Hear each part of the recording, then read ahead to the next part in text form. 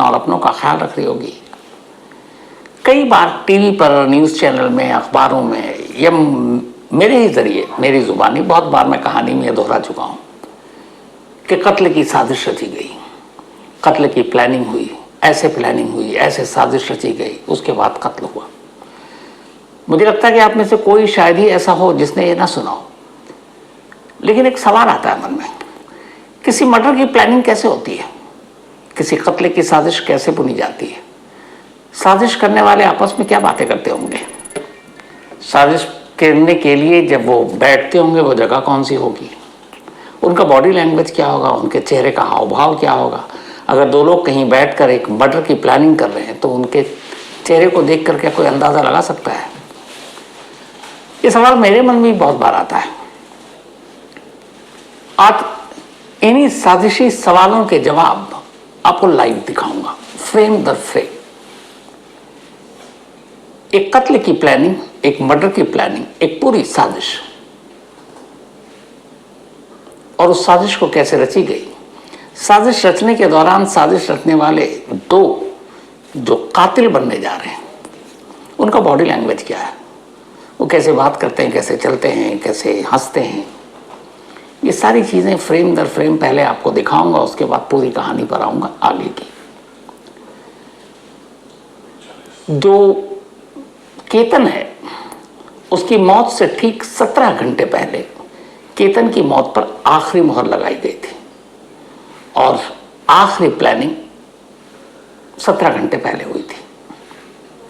ये पुणे शहर का एक कैफे है और इस कैफे में अगर आप अंदर जाएंगे तो सीसीटीवी कैमरे लगे हुए हैं।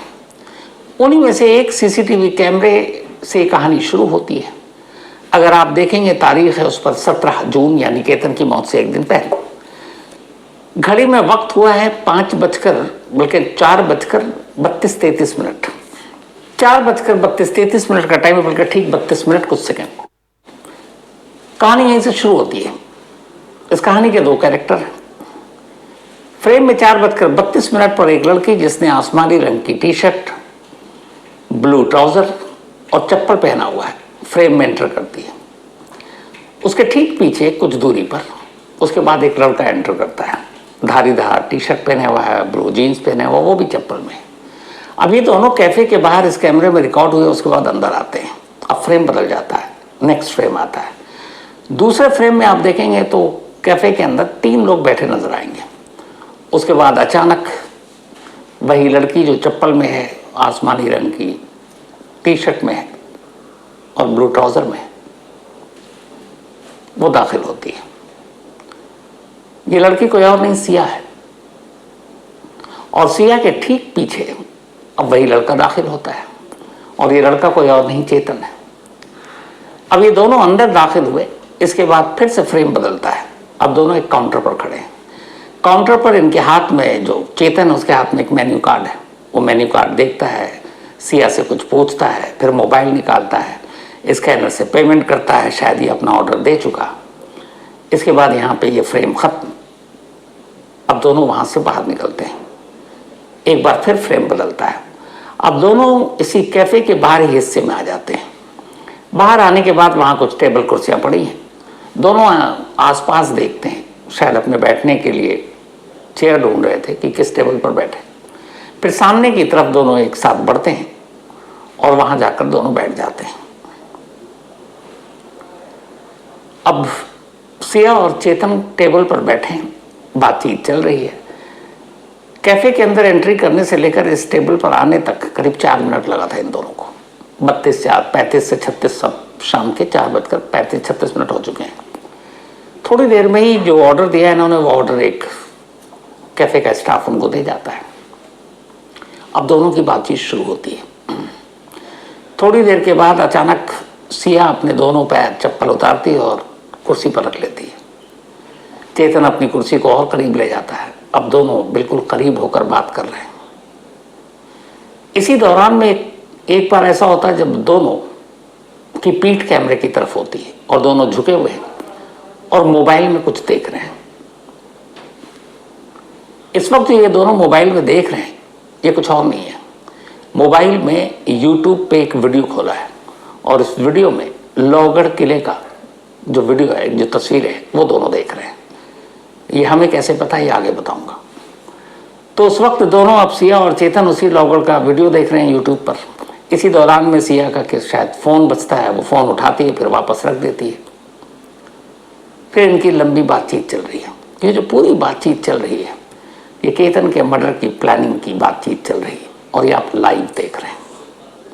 अब सीसीटीवी कैमरे में ऑडियो है नहीं, इसलिए इनकी बातचीत सुना नहीं सकता, लेकिन ये उसी कत्ल की प्लानिंग कैसे, आप भी पूछ सकते हैं कि भाई ये तो दोनों बैठे हुए नजर आ रहे हैं, कुछ और भी बात कर सकते हैं, आशिकी की बात कर रहे होंगे, केतन के मर्डर की प्लानिंग की बात कैसे कर रहे हैं, ये भी आपको आगे बताऊंगा। खैर, इनकी बातचीत चली लंबी, करीब 45 मिनट तक इस टेबल और कुर्सी पर दोनों बैठकर ये बातचीत करते हैं। बातचीत लगता है अब प्लानिंग शायद पूरी हो गई, हर कदम की तैयारी कर ली गई। इसके बाद अचानक दोनों खड़े होते हैं। सिया और चेतन एक दूसरे का हाथ पकड़ते हैं, फिर दोनों गले लगते हैं। सिया हंस रही है, मुस्कुरा रही है। फिर उसी अंदाज में अब दोनों बाहर निकलते हैं। जैसे ही बाहर निकलने लगते हैं, फिर से सिया का फ़ोन बजता है। सिया फ़ोन उठाती है, कान में लगाती है और उसी फ़ोन के साथ अब फ्रेम बदलता है और अब ये कैफ़े के बाहर आ चुके हैं जहाँ से एंट्री मारी थी। सिया के कान पर अब भी मोबाइल है और फिर ये दोनों वहाँ से निकल लेते हैं। जब ये दोनों वहाँ से निकले तब घड़ी में वक्त हुआ था शाम के 5:20। 17 जून 1720। अगर इस टाइम को आप केतन की मौत के टाइम के साथ जोड़ें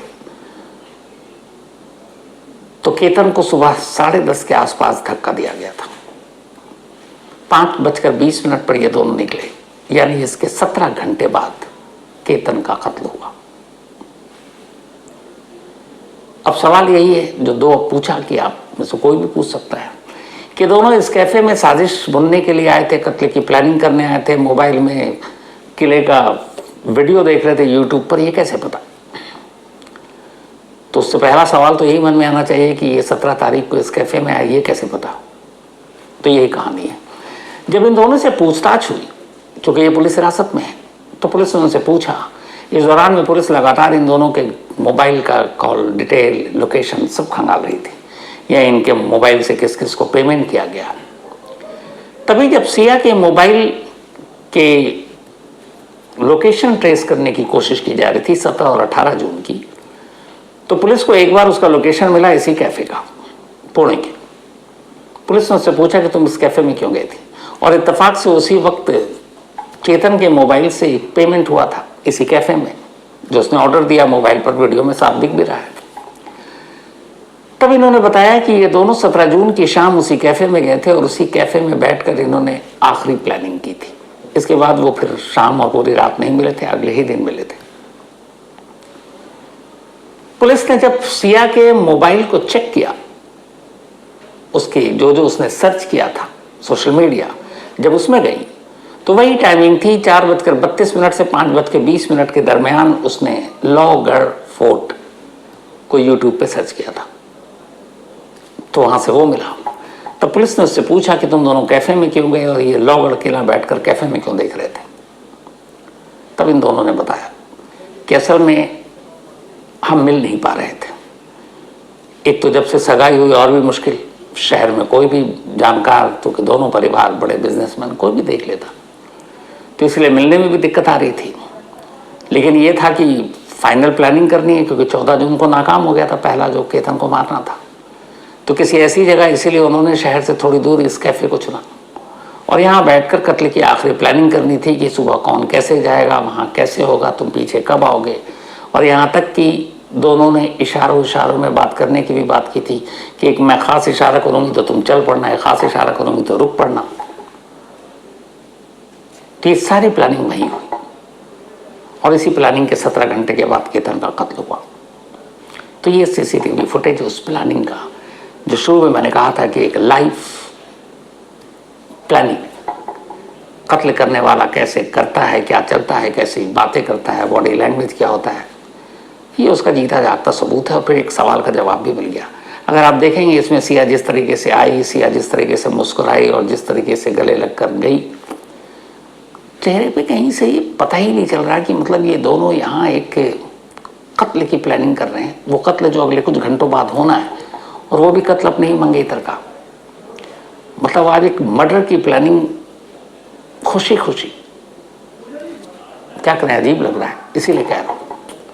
चेहरे से कोई हाव भाव नहीं। इसको देखकर कौन पता कर सकता है कि ये दो लोग यहाँ बैठे थे कैफे में, ये एक मर्डर की प्लानिंग करने के लिए आए थे? कोई सोच भी नहीं सकता। इसीलिए कब क्या किसके दिमाग में चल रहा है, क्या बातें कर रहा है, ये सिर्फ उसके कपड़ों से, उसके बॉडी लैंग्वेज से, उसकी चाल से, उसके चेहरे से, उसकी मुस्कुराहट से या उदासी से या गुस्से से कोई पकड़ नहीं पाएगा। और ये वीडियो इस बात का सबूत है। तो आइंदा कभी किसी कत्ल की प्लानिंग और साजिश की बात हो तो समझ जाइएगा किसी तरीके से प्लानिंग होती है, जिसके बारे में कोई जान भी नहीं पाएगा। तो ये तो रहा कहानी का पहला पार्ट। अब एक दूसरी तस्वीर आपको दिखाता हूं। यहां पर पुणे पुलिस और फॉरेंसिक की टीम है, और ये वही खाई है और ये वही जगह है जहां पर केतन की बॉडी मिली थी। यहां से एक शख्स ऊपर की तरफ इशारा भी कर रहा है। 340 फीट गहरी ये खाई है जहां से धक्का दिया गया था। असल में पुणे पुलिस और फॉरेंसिक की टीम कल यानी कि वेडनेसडे को यहां पहुंची थी इन्वेस्टिगेशन करने। अब आप कहेंगे क्यों? तो दो वजह है। फॉरेंसिक टीम और पुलिस को यह पता करना है कि केतन को ऊपर से धक्का दिया गया था या केतन एक्सीडेंटली फिसल गया। अब ये पता कैसे लगाया जाएगा? तो बड़ा आसान है। एक शख्स जो किसी ऊंचाई से गलती से बैलेंस बिगड़ जाए या फिसल जाए तो नीचे कितनी दूरी पर गिरेगा? उस पहाड़ी या उस चीज की जो बुनियाद है उससे। और एक शख्स जिसे धक्का दिया गया वो कितनी दूरी पर गिरेगा? इसको आसान जुबान में समझिए कि एक शख्स एज पे खड़ा है किनारे बिल्कुल खाई के, और बैलेंस बिगड़ा तो वो गिरेगा तो उसी के बराबर बराबर गिरेगा जो पहाड़ी का दामन साथ जा रहा। पहाड़ी के दामन में बिल्कुल उसके में गैप ज्यादा नहीं होगी। लेकिन एक शख्स को अगर जोर से धक्का दिया गया तो गिरने का गैप ज्यादा होगा। तो ये चीजें फॉरेंसिक जांच में पता चलती। इसीलिए फॉरेंसिक की टीम पहले वहां पहुंची जहां पे बॉडी मिली, और उसने देखा कि यहां से उस पहाड़ी का दामन जो है वो कितनी दूरी पर है। तो इससे अंदाजा हो जाएगा कि धक्का दिया गया था या फिसल कर मौत हुई। इसके बाद फिर यहाँ नीचे मुआयना करने के बाद खुद एसपी भी थे पुणे के। फॉरेंसिक की टीम अब चढ़ाई चढ़नी थी, नीचे तो आ गए। अब ऊपर पहुंचते पहुंचते सूरज डूबने लगा, अंधेरा हो गया। अब ये जो पुलिस वालों का और फॉरेंसिक टीम का आप काफिला देख रहे हैं टॉर्च की रोशनी में, ये लोग उसी जगह पहुंच रहे हैं जहां से धक्का दिया गया। हमारे रिपोर्टर ओमकार वाबले भी इनके साथ साथ थे और ये साथ साथ चल रहे थे। इसी दौरान चलते चलते ओमकार ने जो एसपी साहब हैं उनसे बात भी की। मुझे लगता है वो बातचीत आपको भी सुननी चाहिए, तो सुनिए। देखिए, अभी जो घटना स्थल है, किसी भी जब क्राइम घटता है तो उसमें घटना स्थल की पहाड़ी, उसका पंचनामा, ये प्रथम रहता है किसी भी तहकीकात में। और वो प्रोसेस आयोग ने की है। लेकिन ये जो घटना हुई है इसके दो, एक ये जो टॉप ऑफ द फोर्ट है और एक नीचे जो जंगल में यहाँ पे डिसीज की बॉडी मिली थी, वो ठिकान है। तो यहाँ से वो नीचे गिरने के बाद इम्पैक्ट है कैसे आएगा, धक्का देने से कैसे आता है, गिरने से कैसे आता है, नीचे बॉडी कहाँ पे जाके पाई गई, वहाँ पे कुछ पुरावे जो हैं वो सब, ये सब की तहकीकात के लिए ये टीम अभी काम कर रही है और परिसर की पहाड़ी चल रही है। अभी इससे पहले टेक्निकल एविडेंसेस से सीडीआर थे, वो सब कंसिडर किए गए। अभी और कौन सी चीजें हैं जो मौका वारदात से अभी आपको सामने आ रही है? देखिए, अभी ये टीम है हमारे साथ, फोरेंसिक टीम हमारी है। वो जहाँ पे भी हमें जो पहाड़ी करनी है वो बारकाई से की जा रही है। तो ये तहकीकात का मैटर है, इस पे अभी कमेंट करना योग्य नहीं है। लेकिन जहाँ पे भी हमें ये लगता है कि तपास में ये पर्टिकुलर एंगल जो है वो कवर होना चाहिए, वो सब जो अलग अलग टीम है, फोरेंसिक की टीम है, इन्वेस्टिगेशन टीम है या डिटेक्शन टीम है, वो उस हिसाब से काम कर रही है। Thank you. एक आखिरी सवाल सर, शुरू में तो एक्सीडेंटल डेथ था, बाद में आपकी टीम ने इस पे अच्छा काम किया, इसकी वजह से ये सामने आया कि ये मर्डर है। अब जब दोनों अक्यूज आपके हिरासत में हैं, कौन कौन सी चीजें सामने आ रही है? क्या उनके स्टेटमेंट रिकॉर्ड हुए हैं या कौन सी चीजें जो रिमांड में अहम है?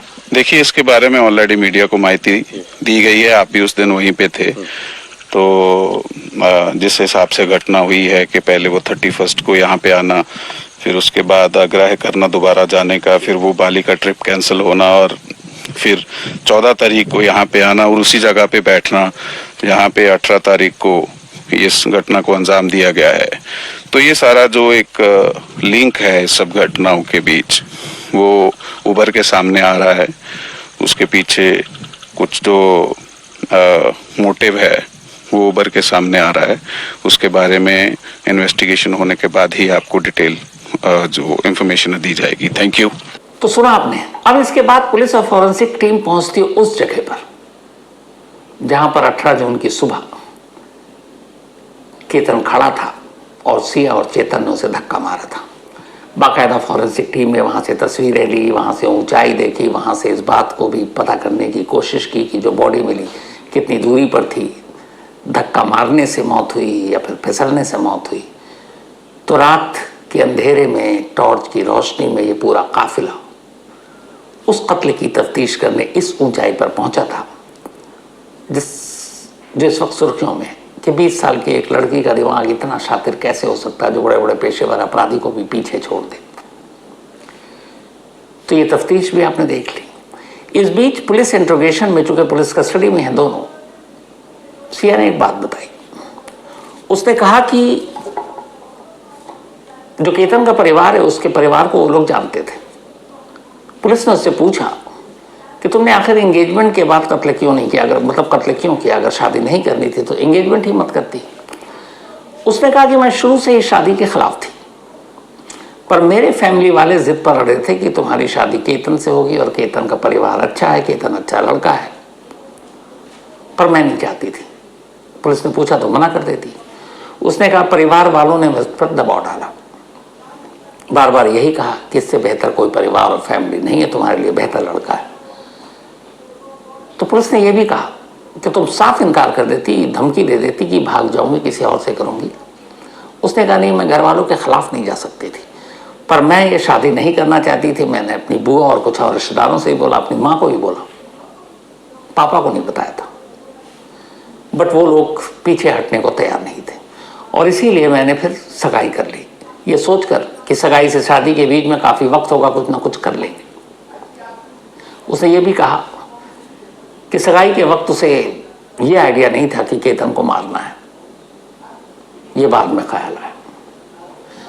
तो मर्जी के खिलाफ शादी हुई, ये बात सिया ने बताई। दूसरी तरफ चेतन के पिता ने यह कहा कि उन्होंने पहली बार सिया का नाम पुलिस स्टेशन में सुना जब चेतन और सिया की गिरफ्तारी हुई और पुलिस वालों का फोन आया और वो गए, तो दोनों आमने सामने बैठे थे, सिया और चेतन। तो चेतन के पिता का यह दावा है कि मैंने जब केतन से पूछा तो उसने कहा कि मैंने केतन को धक्का नहीं मारा, जब केतन को धक्का मारा तब मैं कुछ दूरी पर था, सिया उसके करीब थी, सिया ने धक्का मारा।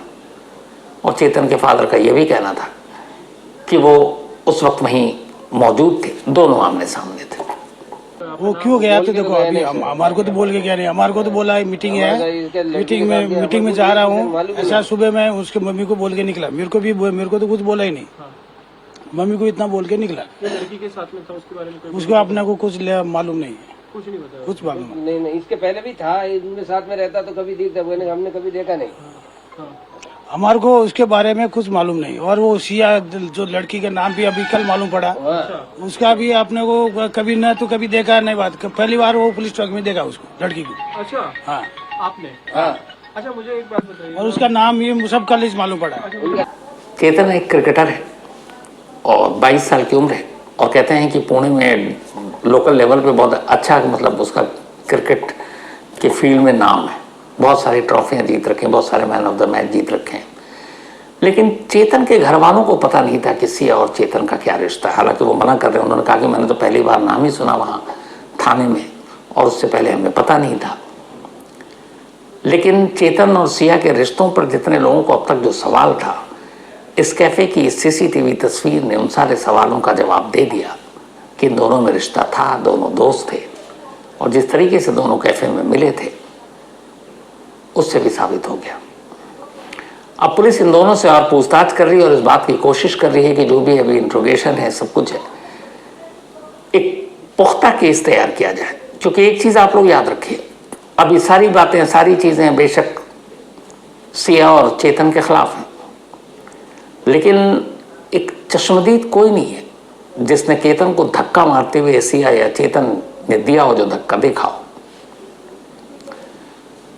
और अगर हमारी अदालतों में आपको पता है वकील साहब ढंग के मिल गए तो फिर एक्सीडेंट और मर्डर के बीच का जो बारीक सा फर्क है कैसे दूर होता है या हो सकता है, आप लोग भी जानते हैं।